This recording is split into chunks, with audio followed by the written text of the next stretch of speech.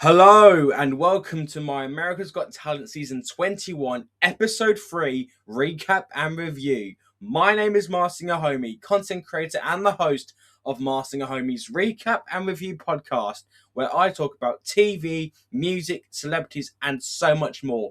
If this is your first time tuning into my podcast and you're listening on Spotify, please download the episode and follow the podcast so you don't miss anything when a new episode is dropping. And remember, you can always follow me on my social media platforms, which is my Instagram at Marcin Ahomey, my YouTube channel, which is Marcin Ahomey, and I'm on the AGT Time podcast blog post on their website. So if you want to check it out, feel free to. And as always, everything is available in the thumbnail of the podcast if you're listening on Spotify. So it is week 3 for the auditions of AGT Season 21, and it was an absolutely fantastic episode once again. We had some great acts on this episode. We had Mel B pressing her first golden buzzer of the season, which was fantastic. And yeah, overall, it was a really, really strong, another really strong episode this week. I think this season is already living up to be potentially one of my favorite seasons so far this season. Like, it's just been absolutely fantastic. And yeah, I cannot wait to what the rest of the season. Excuse me, guys. I am rather tired today, so if you hear me yawning throughout this review, I do apologise on my behalf. It's one of those days, where you get tired quite easily.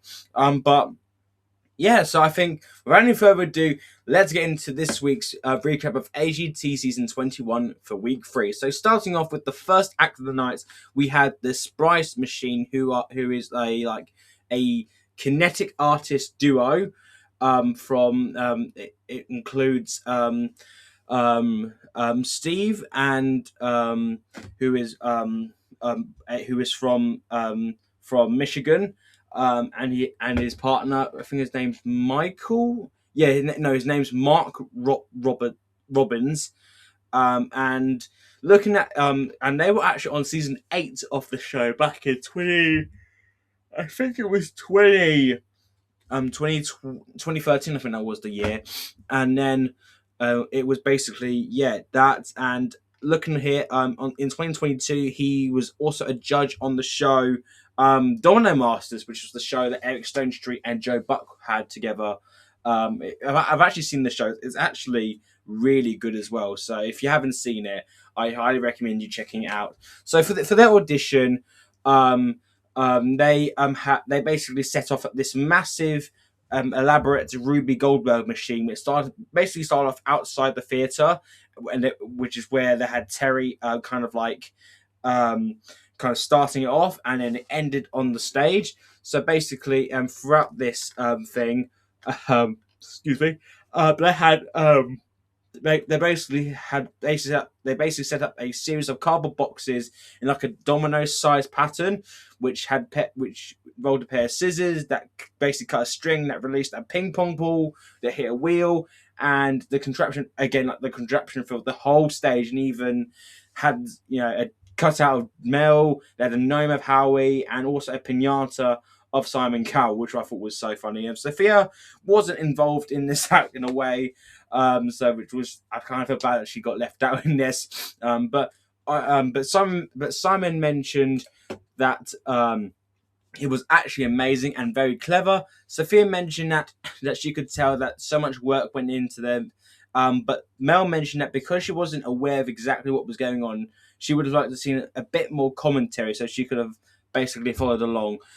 Which I think, in a way, I can understand in a sense maybe where Mel is kind of coming from, because I think if they had something like in Domino Masters, Joe Buck who does the commentary for that, it would have been pretty cool. But I have to say, I thought this was great. I think it was so clever. It was very unique, and I think the amount of work that these guys put into it, it definitely paid off in the end, because it was just really cool to watch. I loved all the different elements they had. At one point, they had hot dogs, and then they had like a plushy hot dog flying onto the stage. And I think that, I loved, the judges there. And again, the act itself was really, really fascinating to watch as a whole. Now, do I think this is going to make it through to the live shows? I'm not too sure, because I think this is an act that would be very hard to do, especially if they were to be in the Pasadena auditorium for the live shows. Especially like, I mean, I know in season 6, the Kinetic King, who was unfortunately no longer with us, I know he had to go first every single time because his act the longest to make in a way. So, but. And I know Dask Domino's, the Domino Act, they didn't make it through last year because, again, I think it'd be quite hard to do that. But we'll see where these guys go. But I think as an act itself, it was really, really well put together. The amount of work that was put into this performance, well, not performance, but this audition here, it definitely paid off, and it was just an overall a really, really cool act, and I'm very excited to see where this goes in the future. Next up, we had a dance group called Come Here, who are a dance group but they're also known as Team Come Here Korea. And as you know by the name, they're from South Korea. And they're known for their representation of the vibrant urban dance scene in their native country. And their work oftentimes incorporates collaborations of an international scale whilst showcasing a blend of different styles from a vast variety of creatives. And they are also known for their acrobatic choreography. And they placed third at the World Finals of Body Rock, which I assume is like some sort of like dance competition of some sort. Of course, I mean, the only dance competition I really know is the World of Dance, which is all over YouTube as well. And some of the performances on there are absolutely fantastic. Oh, excuse me, folks. So, for their audition, they did a dance routine which combines the multiple different dance styles to Sun Lux and Hannah Ben's "I Love You" from Everything and Everywhere all at once, and Sun Lux's "Dream State." Again, I didn't know any of these songs whatsoever, so it wasn't really familiar with me. But my goodness me, they were absolutely fantastic, and they were dressed in like blue suits. They were all barefoot, and I just, wow, they was just absolutely incredible. Like, I mean, they for me have really set the bar so high for the dance groups this season. So Mel mentioned it was absolutely fantastic. Sophia mentioned that they filled the whole stage with their energy, and it was spectacular.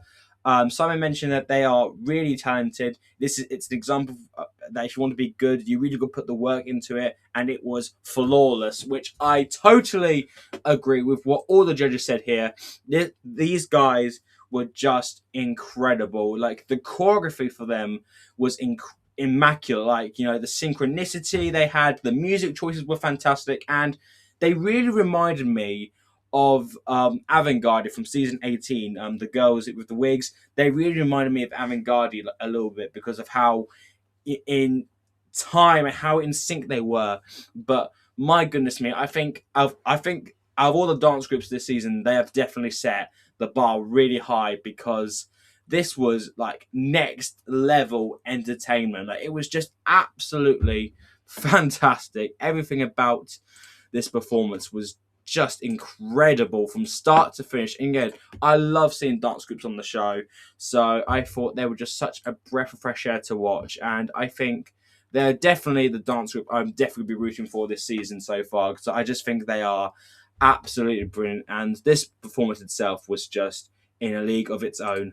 Next up, we had one of the acts that got eliminated from the competition, and that was Infinite Spin, who are a fire dance group, and they're a female dance group. They are based in Sacramento, and they do fire spinning, aerial acrobatics, LED circus prop stuff, and they've done many events. Events that offer a wide range of different types of shows and different performance offerings, which is awesome. So for their performance, they did a dance routine with flaming bras on to Blondie's One Way or Another, and unfortunately, Mel indeed buzzed the act, and and that point, they had like the fire on their bras going off, and I think they had like sticks as well, doing all the flame stuff too, which was very. I'm not gonna lie, that was honestly really cool to watch, but unfortunately, they didn't go through to the next round. Unfortunately, but but Simon actually said yes to them, and he mentioned that he doesn't know what it was, but it made him laugh, and it's what they call a working process. But Mel mentioned that it was kind of all over the place, and Simon mentioned, Howie mentioned it was a no from him, and I assume Sophia said no as well. Now, I will say I do understand where the judges were coming from, especially Mel was coming from Howie. I will say I definitely respect what they did, especially adding the fire and the danger. But I think the choreography wasn't the best, unfortunately. But I do think what they did was very cool, like visually as well. With the whole fire twirling and everything else, it was very very well done in a way. But again, I think the choreography was what made this kind of messy in a way. But again, I do think that they do have talent in a way, so I do respect them a lot for doing what they did. And I think they are. I hope that we see them maybe in a future season. Maybe they could return even bigger, even better. Because I do think they have a lot of potential in them. But unfortunately, it just wasn't their season this year. But overall, I am very excited to see what they do in the future, and I wish all of them the best of luck. Now we go on to Young and Strange, who are a magic duo, an illusionist duo, which include Richard Young and Sam Strange, who are from the UK. So my neck of the woods, basically. And they've done a lot of stuff over the years. They've been on Penn and Teller met for quite a few times over the years. And they've headlined the world's largest international touring magic show, Champions of Magic, and in the West End. They've done their online content, and they were also on ITV's The Next Great Magician, which I think is very cool. I actually have seen these guys before on Penn and Teller for us, and as you guys know, I love magic, so this was definitely something I was very excited to see them, and honestly, I was really impressed by them too. So for their audition, they basically did a dangerous close-up illusion at the judges' table. So what they did for their magic act, let me get them up here. So they basically do combine close-up magic with grand illusionists. So Strange puts basically Young in this cardboard box on the judges' table, and then once when they put the box on, they accidentally buzzed. They accidentally pressed Simon's buzzer, which I thought was quite funny, and then they then basically Strange basically struck wooden rods through the box, leaving basically no room for his colleague's body to be there. But then Young at the end emerged unhurt, wearing a Spice Girl shirt and holding champagne. And honestly, I absolutely loved them. I thought this was absolutely genius, and I just thought they were absolutely brilliant. Sophia mentioned that she loved it. They are funny, and it was magic for sure. Mel mentioned that she believes in magic, and that was crazy magic. And Howie mentioned that he believes in magic, he believes in comedy, and he mentioned that they are a Vegas act. But someone mentioned that he wasn't jumping out of his chair like the others were, because it's Simon. So because it's Simon. That's what I have to say. But I have to say, these guys already, for me, they deserve their own headline show in Vegas, because this was such a unique and different magic act compared to all the magic acts I've seen over the years on Got Talent. They really are just.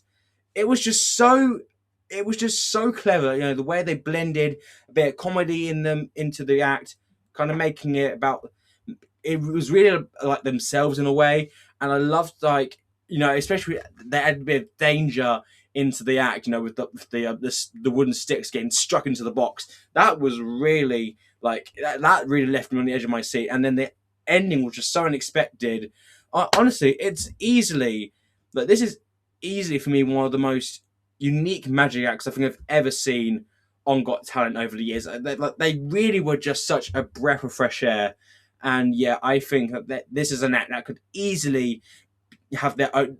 They could easily get their own headline Vegas residency in my eyes. I just think that this was an absolutely brilliant audition, and I honestly think they have a lot of potential to go really far this season. And I'm definitely excited to see what they bring next, because I think because I know I've actually seen some of the other stuff online, and I do think they do have what it takes to honestly up the ante even more. So I'm definitely going to be rooting for these guys to be going a long way this season, and I cannot wait to see what they do next, because I just think they were absolutely fantastic. And now we go on to Mel B's Golden Buzzer, which was given to military guy, veteran Isaac Atkins, who is from Hawaii, and he is known for singing, doing TikToks and other stuff in his car. That's where he kind of got into like I guess that's one inspirations why he wanted to audition. And as I mentioned, he's a military man. He's he's a veteran in the military. And by the way, thank you so much, man, for your service. It's just incredible. And let me tell you, just by the way, I have to say, this was very unexpected, in a way, because I was not expecting him to sound like this. So basically, he did a rendition of Main Skin's Begging, which is a brilliant song. I was not expecting the song choice at all.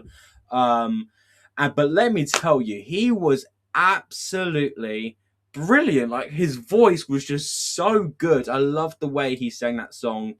And of course, Mel B pressed the golden buzzer for her.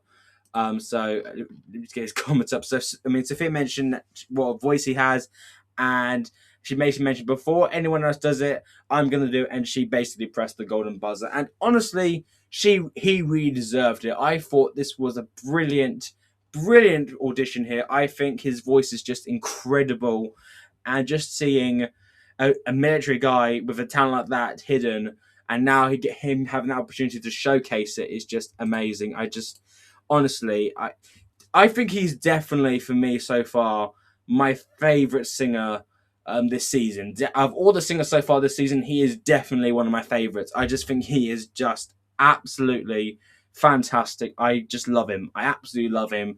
I think he's definitely got a lot of potential in him to go a long way in the competition. And in general, he's just got everything to him. He's just got this glow to him, which I just think is just really special, and that's what makes him really stand out for me. I just think he's an absolute world-class performer. He's just absolutely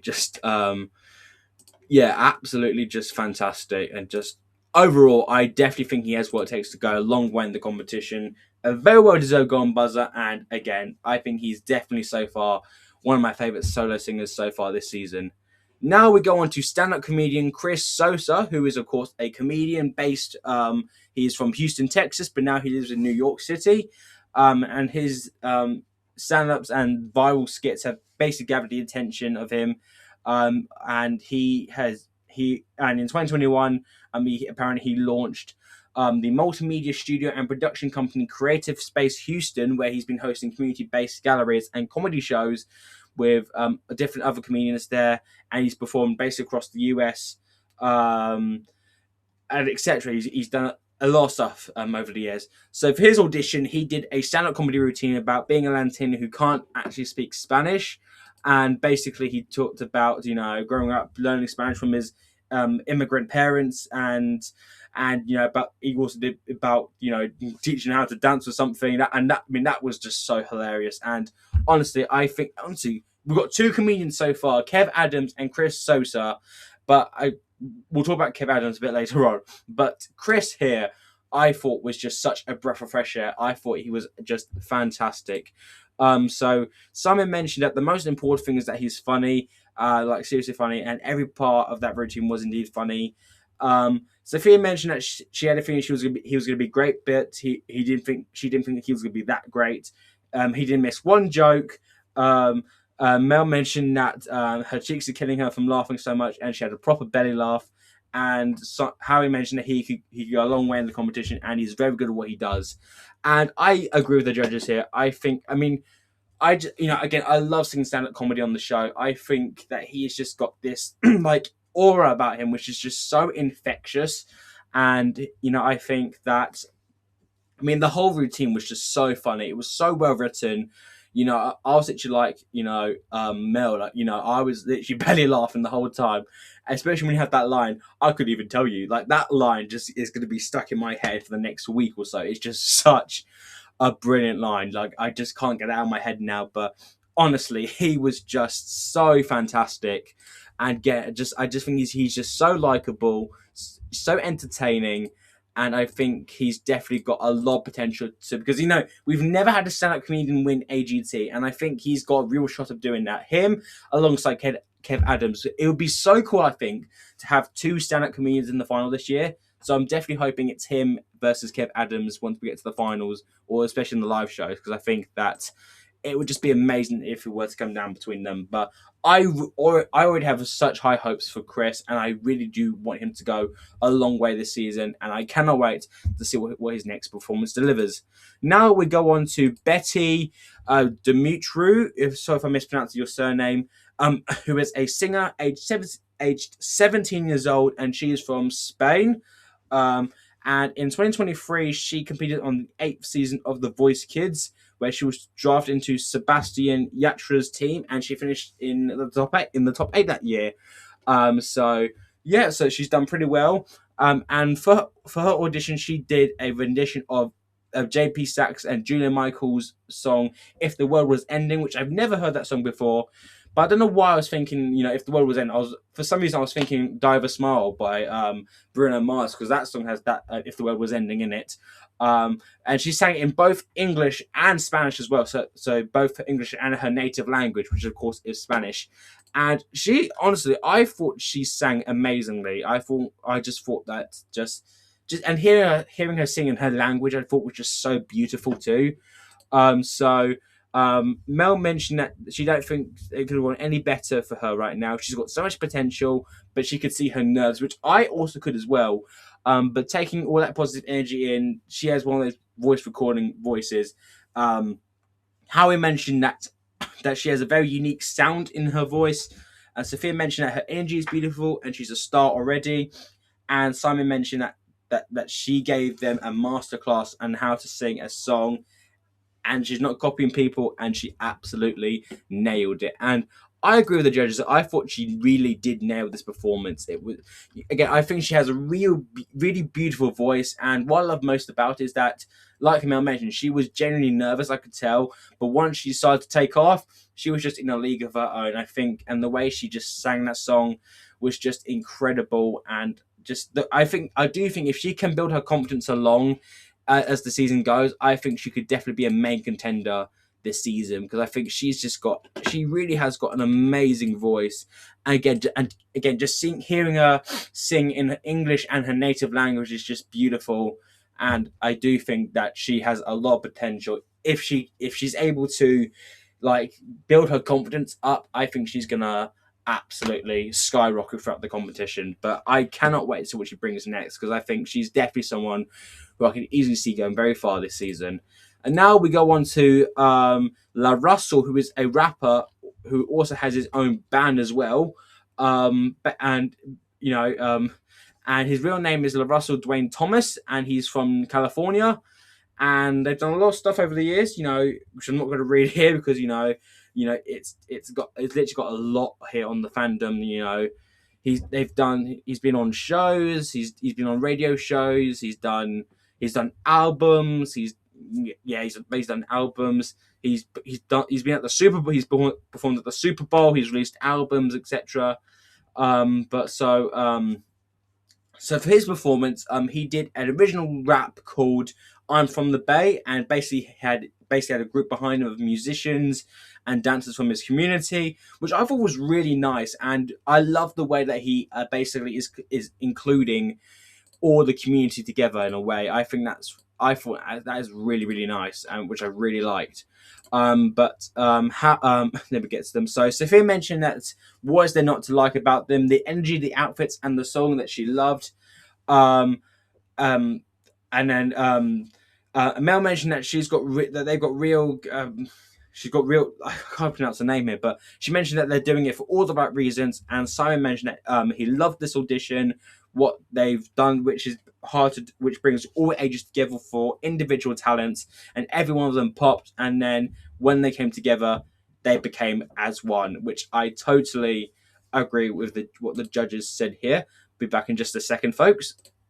So, as I was saying about these guys, I think that Russell, I thought he was fantastic. I loved the whole group as well, and I think what I loved most about this is that I loved the way he brought the community together. Like this is all the people from his hometown, and it was just so uplifting. I love the song, and what I love most about it is that the way he's bringing this show, bring these guys together for like unity and everything. I just thought this was the perfect act. Now I don't know how far this act can go, but I do think they have a lot of potential to do well after the show. Like in the future. So I do have got a lot of high hopes for him, and I do think that they've got a lot. A basic. Again, I think they've got a lot of potential in the competition, and I very am intrigued to see what they do next, because I think that they are very good, and I just think I just love what they stand for. I think it's a really lovely message as well. And now we go on to the next act, which was Kai Kelton Jones, who is both a singer and spoken word poet. He is from New York City, raised around the southern US, and he's done his passions for poetry and singing, and he's done many stuff over the years, and also he wants to, by the looks of things, he wants to collaborate with multiple and other artists here. And so for his audition, he did a spoken word poem called "The Riot Wasn't Planned," and then after a few minutes at the start, we then heard him sing interlude, basically a bit of Stevie Wonder's "Higher Ground," which was so unexpected because I was not expecting him to sing at all. But my goodness me. I'm just gonna take the poetry just to the side for just a second. But my God, his voice is just insane. Like his vocals were amazing, and the poetry itself was absolutely. Like he basically did, poet. I think it was slam poem. I think it's called, and then he mixed it with the bars with Higher Ground. And oh my God, the way he combined both poetry and singing at the same time, it was just. Wow, it was just absolutely genius and just brilliant. Absolutely fantastic. Simon mentioned it was very powerful.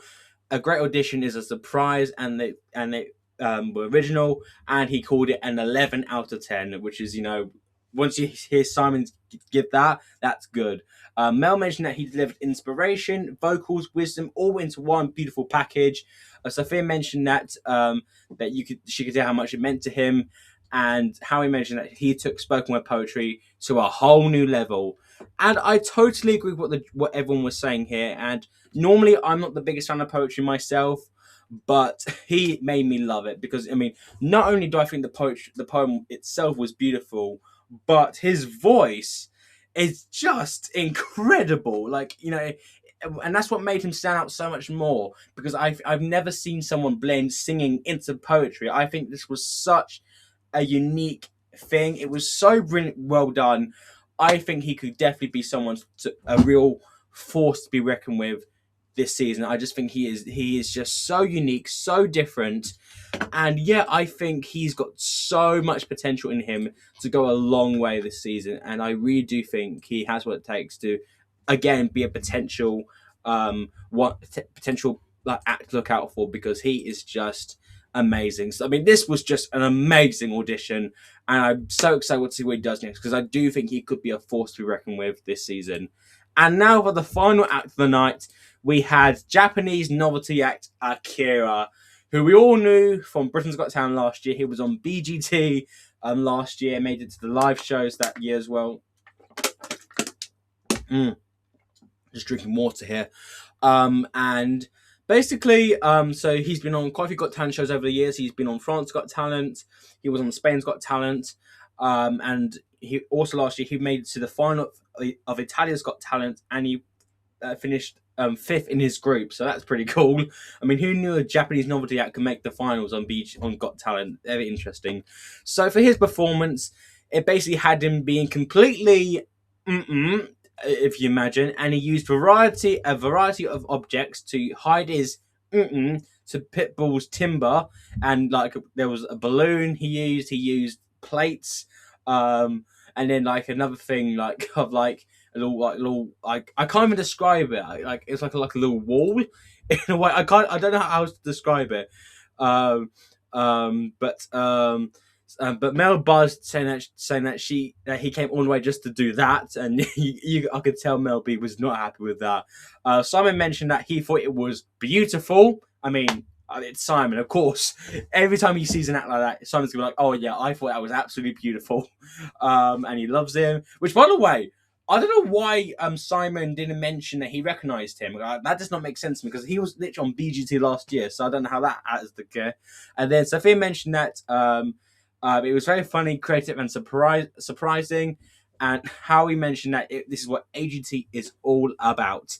And honestly, as someone who has seen them on AGT before, I do think that the Japanese can sometimes come up with the most wackiest acts imaginable, and I really do mean that, like as a compliment. But well, like it was just so like random to say the least. Like just him just doing what he does with the balloons, the plates, like everything. It was just mental. It was just like insane to watch. Like I would not be shocked if they put him through to the live shows at this rate, because as we know now, we have to put a Japanese novelty act into the live shows nowadays, because that's like the golden rule of AGT, right? So wow, I mean, goodness gracious me, it's just mental these days that we have these sort of acts. But I guess that's what makes the show entertaining in a way. But yeah, that's what I have to say. Other than, because if I keep going on, we're going to be here all day. But let's just leave on that. And to end off the episode, let's go into my draft for week 3. So for the finals category, I have Isaac Atkins. Mel B's Golden Buzzer. I think he has a lot of potential in him to possibly be a finalist. Kame Korea, that the dance group, I also think have got a real chance of being a finalist. And Chris Sosa, the stand-up comedian, I think would be awesome, especially to have Kev Adams and him going against each other. That would be awesome. For the semi-finalists, I think both of these acts could be the dark horses this season, with that being Guy Jones, Kelton Jones, and Young and Strange. I think, but I would love to see both of them make it far too. Then for the quarterfinals, I have Akira, Betty, and La Russell. And then for the deliberations, I have the first act, the Rube Goldberg act, the Spretic Machines. I think that's what they're called now. I can't remember the name all of a sudden. No, but I don't think they'll make it through to the live shows, just because I think that act is going to be very hard to do in the live shows, especially with it being live, of course. But it's going to be a lot very tough as well. But yeah, I think this is 3 weeks in. I think we definitely have some contenders to go a long way and potentially win as well this season. And I think some of these acts I could definitely do that as well. So that is my review for episode 3 of America's Got Talent season 21. Let me know what you thought about the show down below. I'd love to hear your feedback, and who are your favourite acts of the show as well. Which I'd love to hear your feedback too. So yeah, of course, next week it's another episode. I do wonder when we're going to have a week off, because normally we do have that, because I'm planning to do another episode very soon. Talk about my favourite act so far this season, which I probably might do that Friday. I think I'll definitely be doing that. I think I'm very likely going to be doing that this upcoming Friday. Talking about my favourite act so far this season. So if you want to see that, I'm more than happy to do that. But again, thank you so much for listening to this episode. If you enjoyed it, please remember to follow me, follow the podcast, download the episode, and of course follow me on my Instagram and YouTube like always. But once again, thank you so much for listening to my AGT Season 21 Week 3 recap and review. And of course, I'll see you guys next time.